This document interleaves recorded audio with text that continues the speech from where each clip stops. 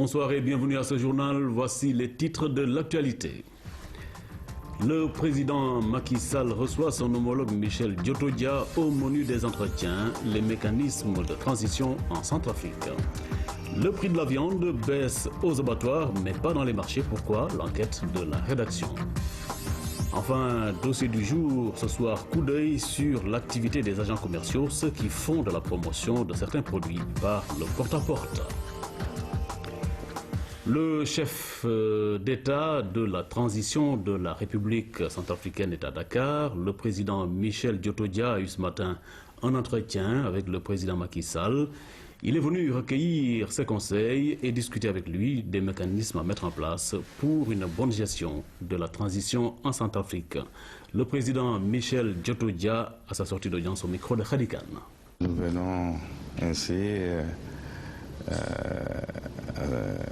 rendre visite de fraternité et d'amitié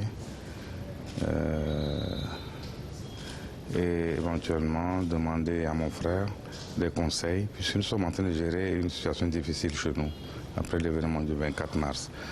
Donc il est tout à fait normal qu'on vienne vers lui requérir des conseils, peut-être des initiatives. Et notamment, il faut reconnaître que le peuple frère du Sénégal fait partie des phares de la démocratie africaine. Donc il est tout à fait normal qu'on vienne vers vous, nos frères, qu'on vienne vers Monsieur le Président de la République pour qu'il nous aide, n'est-ce pas, dans cette lourde mission qui est la transition qui nous a été imposée par les situations de l'heure. Donc voilà les raisons principales de notre venue à Dakar. La réaction a été positive, il m'a prodigué beaucoup de conseils. D'ailleurs, il a souhaité que nous nous assoyions autour d'une table et discuter du mécanisme qu'il faut, n'est-ce pas, pour nous aider à avancer dans la gestion de la transition. Et il s'est dit prêt à nous aider dans tous les sens, notamment du personnel militaire, civil, et des moyens qu'il faut, n'est-ce pas, et les contacts qu'il a, il mettra à notre disposition pour nous aider réellement. L'ambassadeur du Burkina Faso au Sénégal est venu faire face ses adieux au chef de l'État après 5 années passées au Sénégal. Avec le président Macky Sall, la discussion a porté sur la coopération bilatérale et les acquis pour les deux pays. Autre ambassadeur qui quitte notre pays, celui du Ghana. Yacouba Abdoulaye a tenu à faire ses adieux au président Macky Sall après 4 années de service. Le projet de mise en place d'une commission mixte de coopération a été évoqué. À leur sortie d'audience, ils ont été interrogés par Khadikan. Monsieur le Président m'a reçu pour que je puisse lui dire au revoir et échanger un peu sur les relations bilatérales entre le Sénégal et le Ghana avant mon départ. J'ai bien aimé mon séjour. Ça m'a, depuis 4 ans, prouvé que le teranga sénégalais n'est pas un vain mot. Et pendant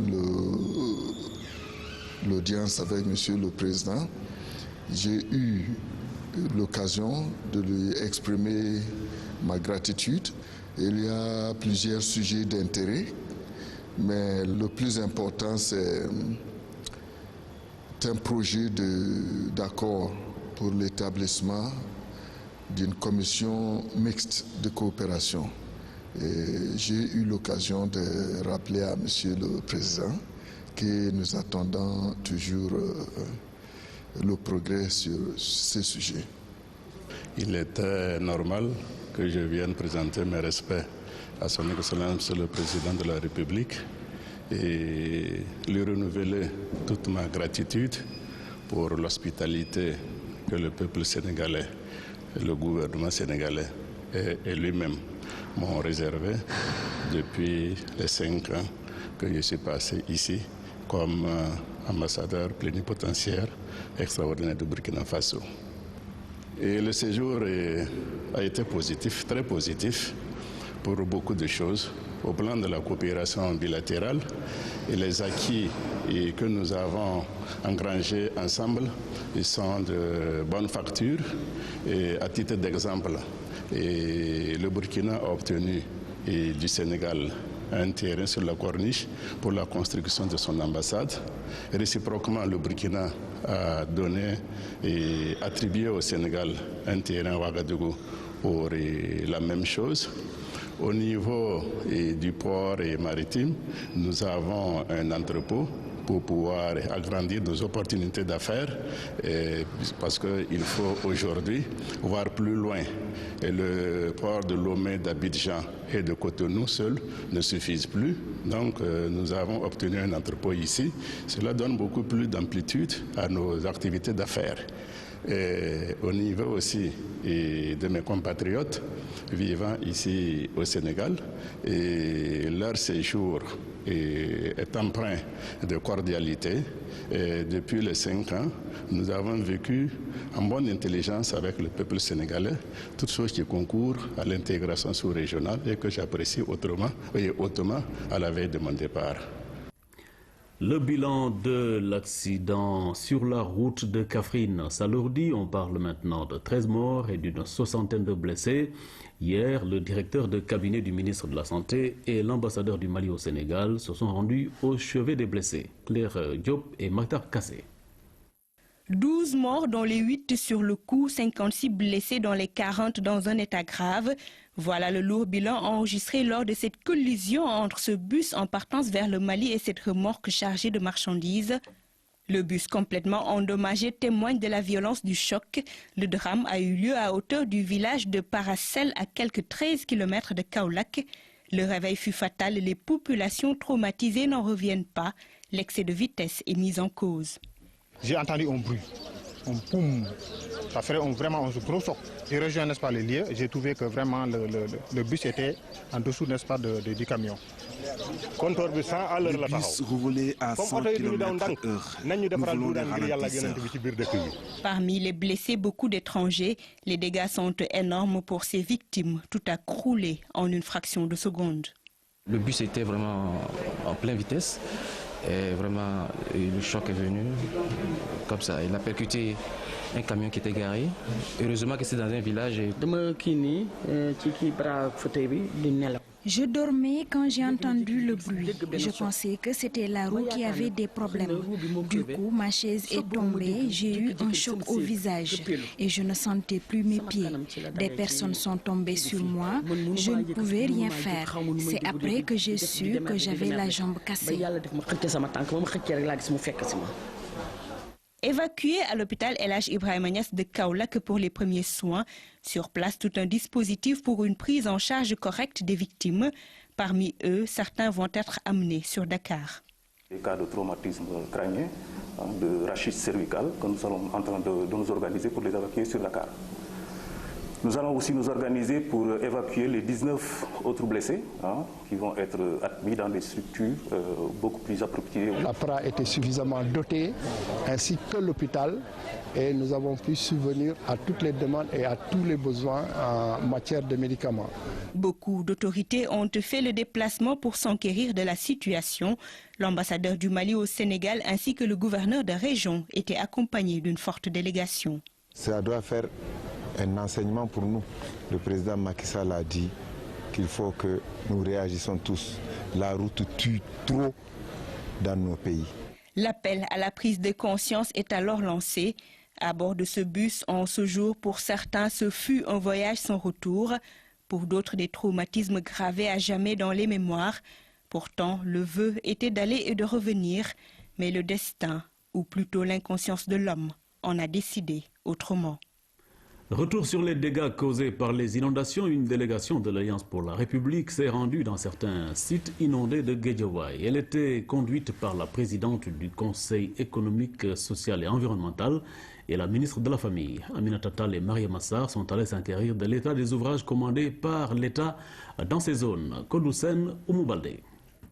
Face aux inondations, aucune bonne action n'est de trop. C'est ce qu'a compris la délégation de la présidente du Conseil économique, social et environnemental et du ministre de la Famille en se rendant à Guédiawaye, l'un des départements très concernés par le fléau.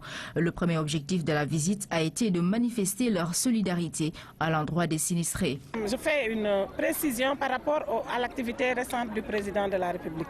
Son activité consistait à visiter des ouvrages. De voir l'état d'exécution des réalisations et non une visite des populations. C'est pour cela qu'il nous a délégués aujourd'hui pour venir s'enquérir de la situation au niveau des populations de Guédiawaye. Une action de solidarité qui vient renforcer les moyens mis en œuvre pour évacuer les eaux. Le soulagement des populations est sans commune mesure. L'eau restait là pendant 2 jours, mais cette année-là, elle a resté pendant 24 heures.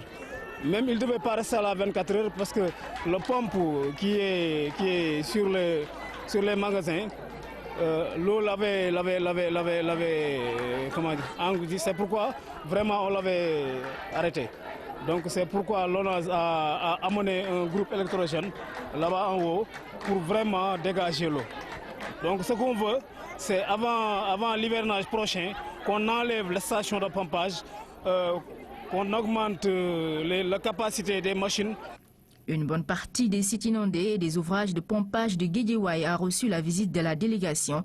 Bagdad, Gounas et Djonkop, dans la plupart des sites, les machines sont en marche et le soutien va continuer. Nous avons écouté également les populations des différents points qui nous ont dit ce qu'ils attendaient de nous, du parti comme du président de la République, donc de son gouvernement.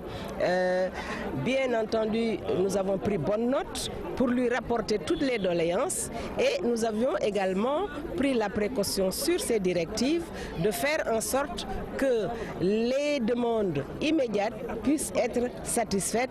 La situation semble sous contrôle dans plusieurs zones de Guédiawaye, mais l'alerte reste toujours vive, d'autant plus que l'hivernage n'est pas encore fini.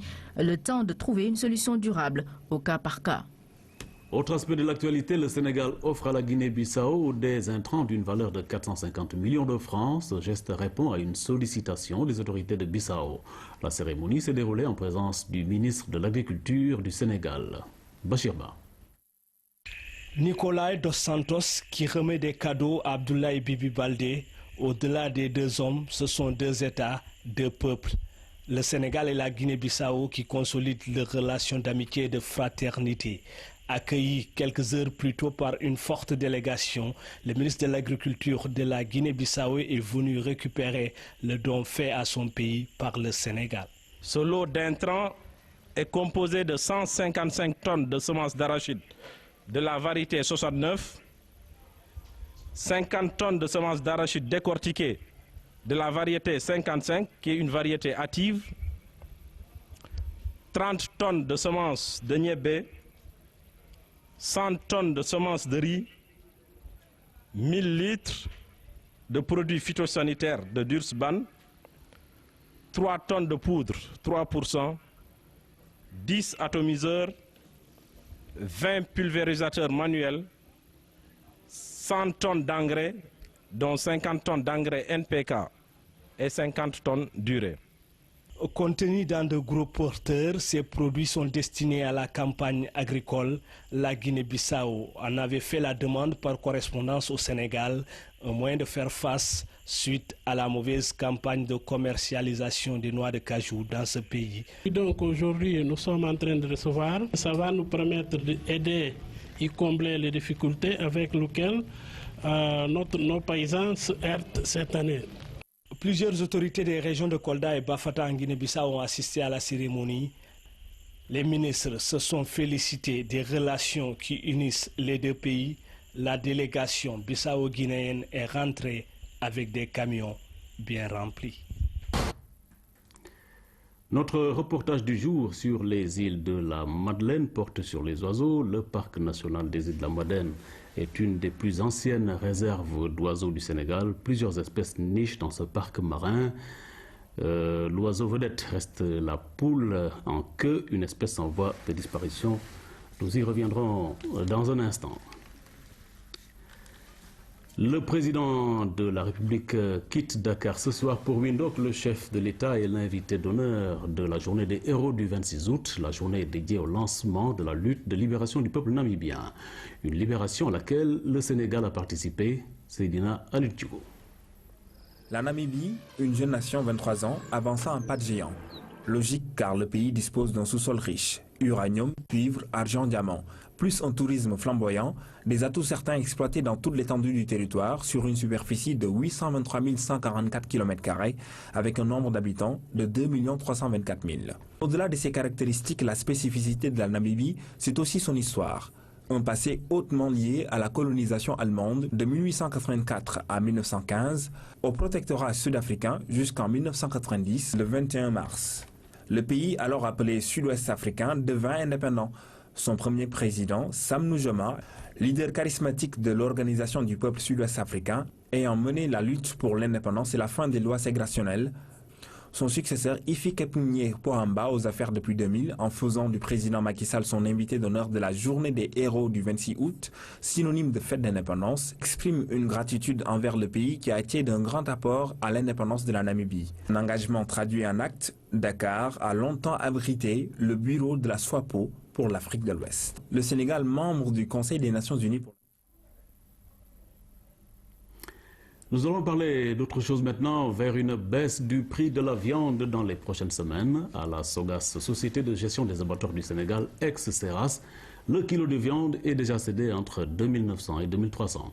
Mais sur le marché, cette baisse n'est pas encore effective.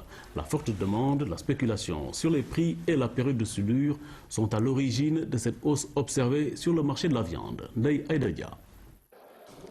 Ce vendredi, à la Société de gestion des abattoirs du Sénégal, plus connue sous le nom de Seras, le kilogramme de viande est cédé entre 2200 et 2300 francs CFA. La semaine passée, on vendait à 3000 francs CFA ou à 2800 francs CFA. Mais là, on a baissé les prix jusqu'à 2200 francs CFA parce qu'il y a assez de vaches sur le marché. Mais sur le marché, la réalité est tout autre. Cette baisse n'est pas encore répercutée. On achète toujours à 3000 francs le kilogramme de viande. On est obligé de faire avec de la cherté. C'est dire donc que la spéculation sur le prix de la viande, entamée la veille de la Korité, continue. Quand on augmente un prix, pour le redescendre à son niveau normal, c'est toujours difficile. C'est toujours difficile. Les gens essaient de tirer le plus longtemps possible. Les vendeurs essaient de vendre au prix cher le plus longtemps possible. Nous sommes dans la chambre froide de la SOGAS. La quantité de têtes abattues renseigne sur la disponibilité de la viande. Nous avons atteint à nouveau notre rythme d'abattage normal qui est de 1500 petits ruminants jour. Des gros ruminants, nous avons une moyenne journalière en temps normal de 250 têtes jour. Les 5 derniers jours, nous avons connu une moyenne de 170 têtes par jour. Ce n'était pas le cas durant la Korité. La demande très forte à l'époque ne pouvait être satisfaite. Au Forail, à un moment, il ne restait que cette vache le jour de la Korité, mais elle n'était pas à vendre. Aujourd'hui, une quantité suffisante de ruminants nous vient du Mali. Ce camion est convoyé par cet homme qui explique les causes de la cherté des vaches. On achète des vaches très chères au Mali, le transport aussi. Et dès le débarquement, le marchandage commence.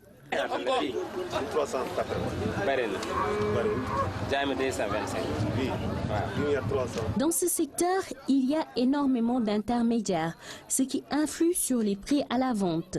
La période de soudure est aussi un des facteurs de la hausse des prix. Au début de l'hivernage, le tapis herbacé est presque inexistant. Donc tous les éleveurs, ils transhument vers le sud. On n'a pas le temps vraiment de s'occuper du marché locale, donc tout le monde est obligé de suivre son cheptel.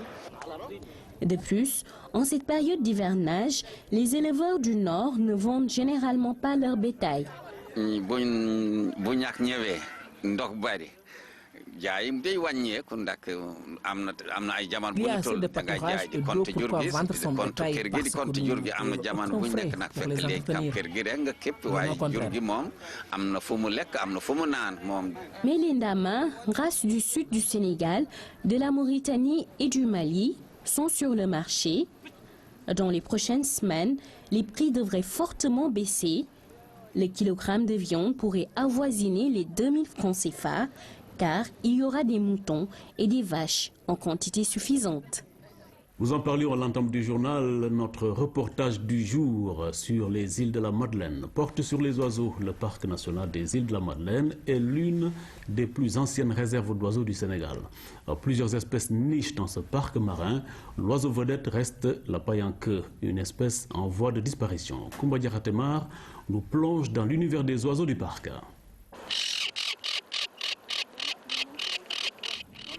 Du fond de sa cavité, l'emblème du parc se signale. Le phaéton, appelé également paille-en-queue, niche et se repose ici, au milieu des rochers. Il y a une étude qui a été commanditée et qui a montré quand même une certaine fidélité du phaéton de son nid, quoi. Donc le même nid, si le phaéton par exemple fréquente le nid cette année, l'année prochaine, il fréquente par exemple le même nid. La paille-en-queue est une espèce en voie de disparition. Les îles de la Madeleine font partie des rares endroits où on trouve encore cette espèce. On le voit ici qu'aux îles de la Madeleine, les îles Ascension et les îles du Cap-Vert. C'est l'espèce qui s'appelle paille-en-queue. C'est une espèce qui est tellement rare. Au moment où on a créé l'île, il n'y avait que peu d'espèces qui nichaient à partir de la zone baie. Mais avec la protection, ils ont commencé à occuper la grande île. À l'image des phaétons, les corbeaux, les sternes, les balbuzards ou encore les cormorans sont également présents en nombre. Au total, plus de 60 nids ont été identifiés et numérotés pour les besoins du suivi écologique. Tous les 15 du mois, on fait une sortie au niveau de l'île et on fait le suivi au niveau de ces 3 zones. Et dans le suivi, on a besoin de savoir le numéro du nid, parce qu'en fonction des zones aussi, il y a un numéro qui permet d'identifier les nids pour savoir que tel nid est de telle zone.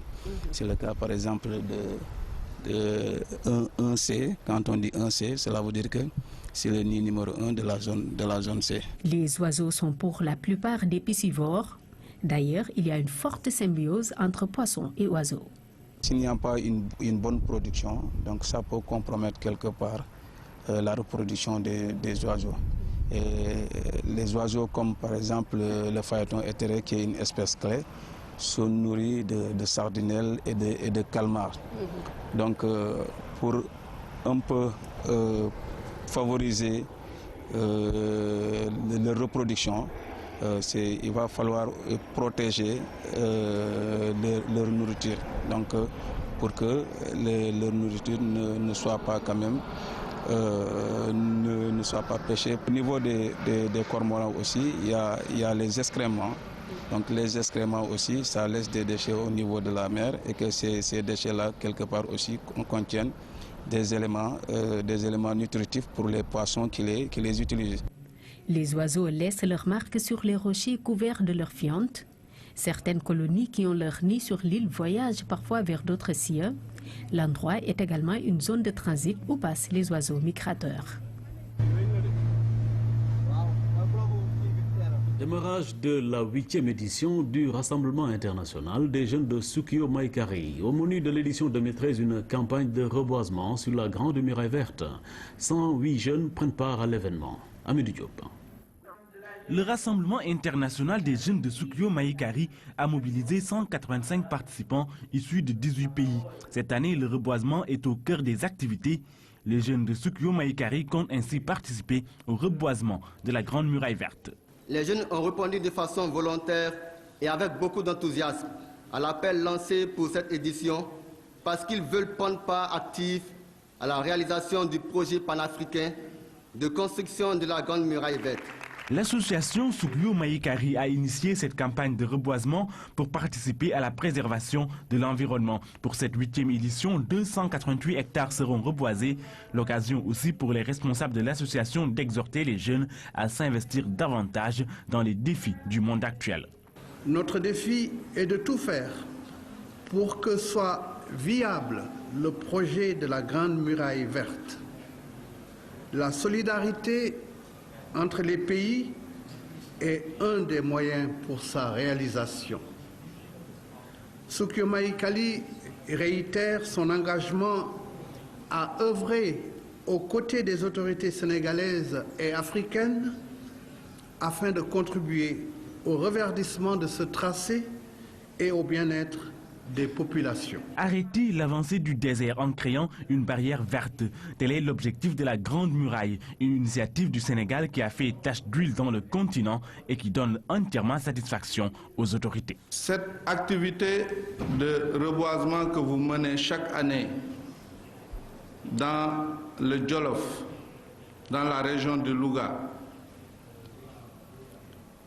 est pour nous, ministère de l'Environnement, une réponse à l'appel que ne cesse de lancer le ministre de l'Environnement et du Développement durable, qui consiste à dire que c'est les citoyens qui peuvent relever le défi. C'est avec beaucoup d'engagement que ces jeunes ont rejoint la Grande Muraille Verte. Après une escale à Mbartoubab à Louga, ils vont rejoindre le terrain pour commencer le reboisement. Ce vendredi, le scoutisme sénégalais fête son jubilé d'or. En effet, cela fait 50 ans que cette association de scouts éclaireurs et éclaireuses du Sénégal a fait son entrée au niveau du Comité mondial du scoutisme. Une célébration qui coïncide avec l'ouverture dans notre capitale de la 9e conférence de la zone Afrique de l'Ouest du mouvement. Le Bénin, le Sénégal, la Côte d'Ivoire, le Niger et le Togo sont représentés à cette manifestation dont le thème est axé sur la paix et le développement. Compte rendu, Eric Nimadi. Cette manifestation célèbre à la fois 3 événements majeurs du scoutisme africain, le 50e anniversaire de l'affiliation du scoutisme sénégalais au Comité mondial, un jubilé d'or au cours duquel un hommage appuyé a été rendu aux plus anciens. Il faut bien l'avouer, nous ne devons cet honneur qu'au privilège d'avoir eu des anciens et ou des adultes ici présents qui nous ont formés et soutenus avec la rigueur qui y sied depuis les années 1928. Occasion également saisie par les ténors pour revenir sur les nombreuses luttes menées pour la promotion des valeurs civiques chez les jeunes. On s'est battu quand même pour que les jeunes soient membres actifs au niveau des organes de décision. Et depuis notre gouvernance, les jeunes scouts participent aux réunions du Comité mondial du scoutisme comme conseillers. Autre moment phare de cette rencontre, le lancement des travaux de la 9e conférence de la zone Afrique de l'Ouest et du Forum des jeunes de la région Afrique du mouvement. Paix et développement, une question d'éducation est le thème retenu pour ces 2 rencontres. Une façon pour les participants, venus de 5 pays de la sous-région, de trouver des solutions aux différents conflits qui secouent la zone. Et nous pensons fortement et fondamentalement que tout ce qui doit être fait à la base pour pouvoir justement émerger et transparaître au-delà justement de ces communautés familiales. Le Sénégal, un pays stable. Il doit cette stabilité à la culture de paix contre celle de conflit, a dit le ministre de la Promotion des valeurs civiques, et Benoît Sambou d'exhorter davantage les jeunes à plus de solidarité envers leurs prochains. Construire la paix, c'est aussi aller à la rencontre de l'autre. C'est aller à la découverte de l'homme. C'est se solidariser avec son prochain. Tant de principes qui sous-tendent la marche du scoutisme. Construire la paix, c'est prendre résolument le parti du développement. Au Sénégal, scouts et éclaireurs sont connus pour leur dévouement à la chose publique. Leur soutien à la réussite des camps de vacances organisés par le ministère de la Jeunesse n'a jamais fait défaut. Cette rencontre a donc été l'occasion pour le ministre de renouveler les remerciements de l'État à l'encontre des membres de ce mouvement qui compte plus de 30 millions d'adhérents à travers le monde. Ils sont souvent mal rémunérés. Ce sont les agents commerciaux qui font le terrain et qu'on appelle chez nous agents de promotion. Leur métier consiste à commercialiser les produits en faisant du porte-à-porte. Notre dossier du jour s'intéresse à cette profession. Diana Wadia. Pour son premier jour de travail, Sorna Thiam écoute d'abord les conseils de son patron. Puis la journée peut commencer.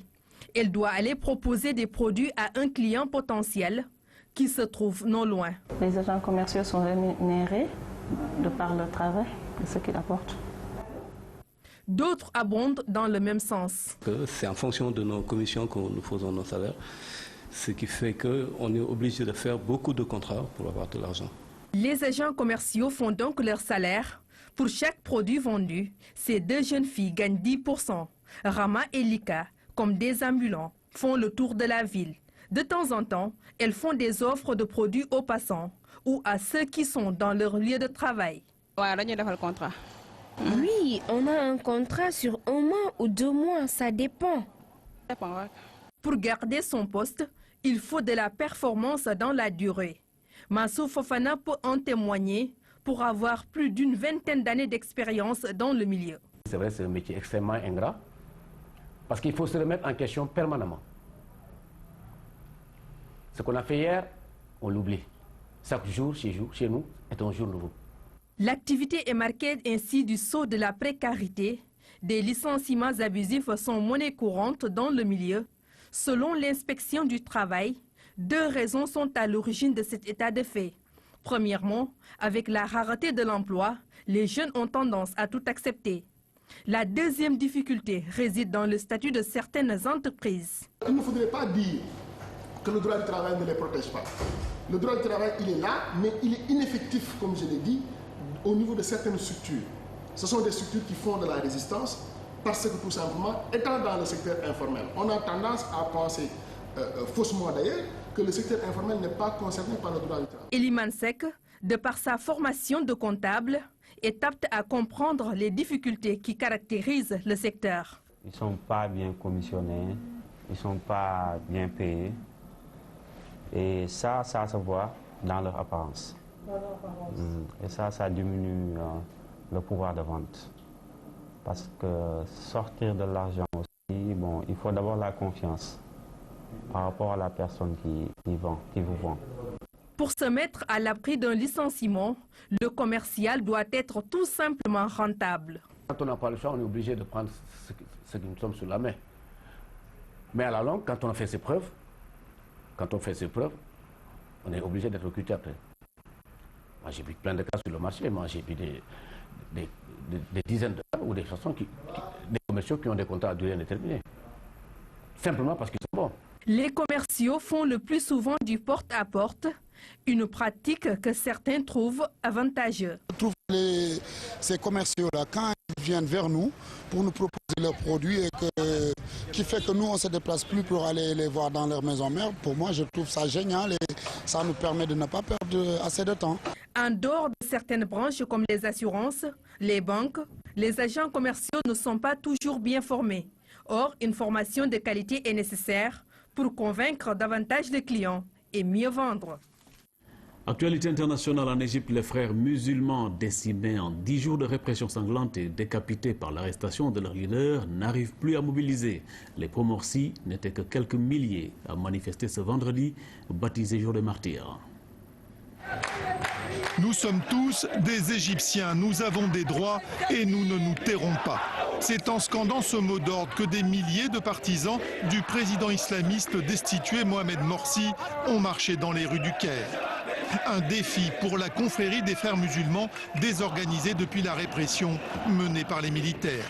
Mais malgré la menace, ils sont descendus dans la rue, réaffirmer leur détermination. Quand une nation est gouvernée par des chars, le fer et le feu, c'est quelque chose que nous ne pouvons accepter. Si le conseil militaire continue à contrôler le pays, ce contrôle ne va pas durer longtemps. Mais cette révolution va se poursuivre et les vagues révolutionnaires continueront aussi. À travers les quartiers de Giza et Zeytouna, ils ont crié le nom du président déchu, dénonçant le coup d'État et honorant le millier de victimes recensées ces 8 derniers jours. Depuis le matin, l'armée quadrillait la ville, empêchant les contestataires d'approcher les lieux symboliques de la révolution égyptienne. Le général congolais Norbert Dabira est mis en examen à Paris pour crime contre l'humanité dans l'enquête sur l'affaire des disparus du beach de Brazzaville.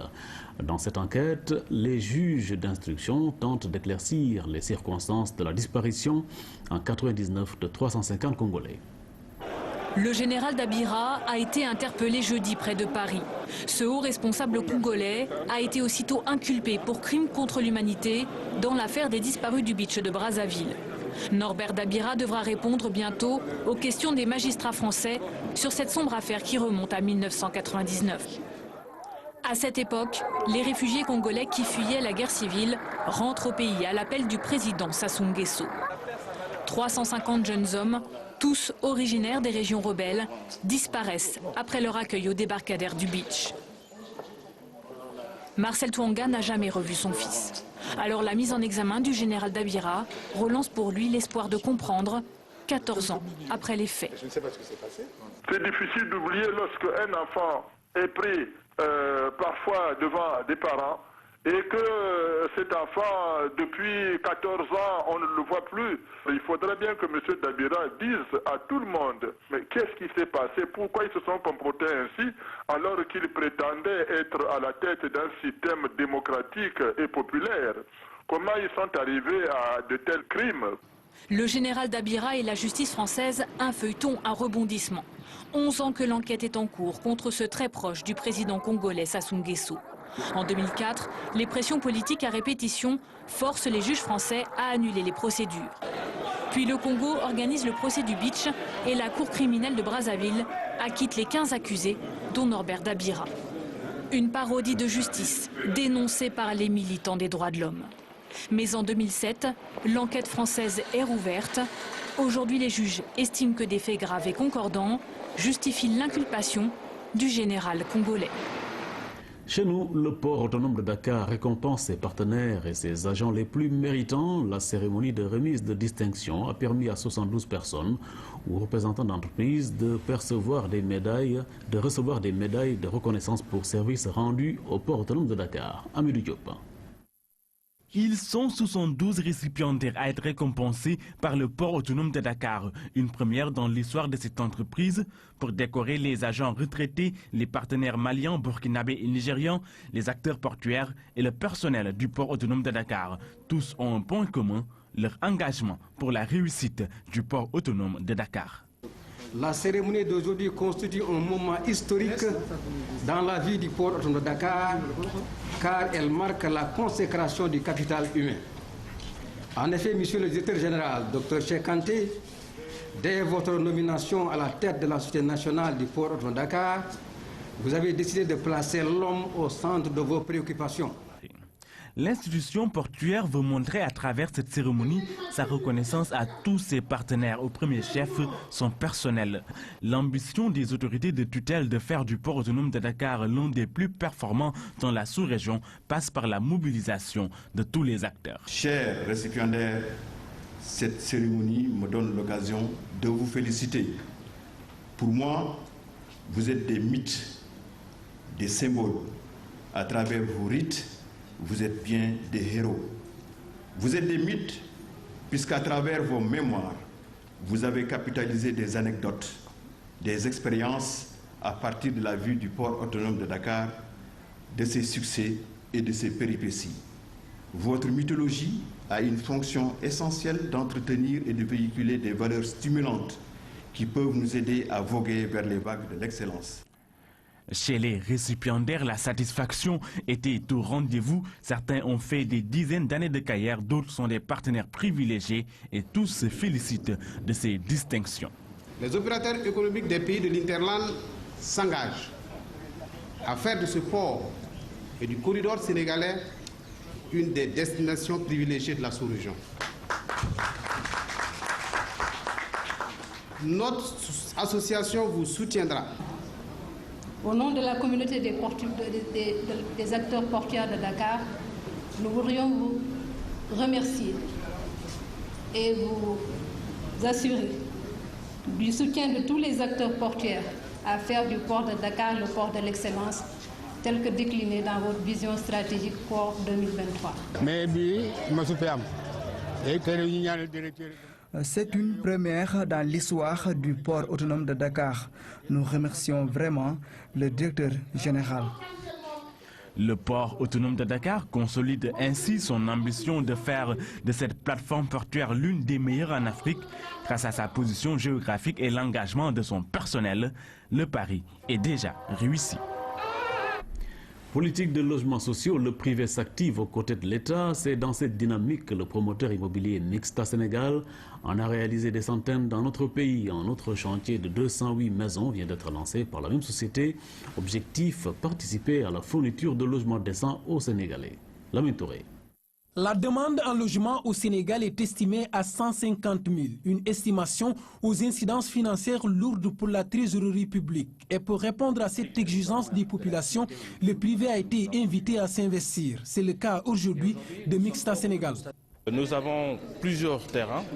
Le terrain qui se trouve à Dakar, deux terrains qui se trouvent sur la Corniche, un sur Dakar Plateau, l'autre du côté du Radisson, et principalement le terrain de 5 hectares de résidence de la paix qui se trouve en face du stade Léopold Sédar Senghor, sur lequel nous avons pour le moment construit 2 phases. La première faisait 157 appartements correspondant à un budget de 3,4 milliards de francs CFA. La deuxième, 7,3 milliards de francs CFA, a été composée de 324 appartements, avec 65% de logements sociaux, c'est-à-dire des logements dont le prix était inférieur à 20 millions. Et nous comptons faire mieux, puisque sur la troisième phase, au lieu de 65% de logements sociaux, nous portons le taux à 80% de logements sociaux. Avec un programme de plus de 700 logements au Sénégal, dont 150 déjà réalisés, le groupe Mixta est dans sa troisième phase de construction d'habitats sociaux, une étape cruciale qui intègre plusieurs commodités. Les espaces conçus intègrent à la fois des activités de type purement traditionnel et des activités de la vie urbaine. C'est ce qui a été intégré en totalité dans la phase 3 que nous en sommes actuellement. Nous sortons un produit qui est très compétitif sur les marchés. Le gouvernement appuie Mixta Sénégal dans cette politique agressive de recherche du bien-être social. Ce que fait Mixta est important. C'est pourquoi je voudrais donc insister sur les encouragements que je vous fais et dans tous les cas la disponibilité du gouvernement à cheminer avec vous. Présente au Sénégal depuis 2006, cette entreprise immobilière, une filiale de Mixta Afrique, a consenti plus de 3 milliards de francs CFA dans ce secteur. Ces logements bénéficient d'une assurance décennale. Pour cette troisième phase appelée Résidence pour la paix, 208 appartements et immeubles sont attendus.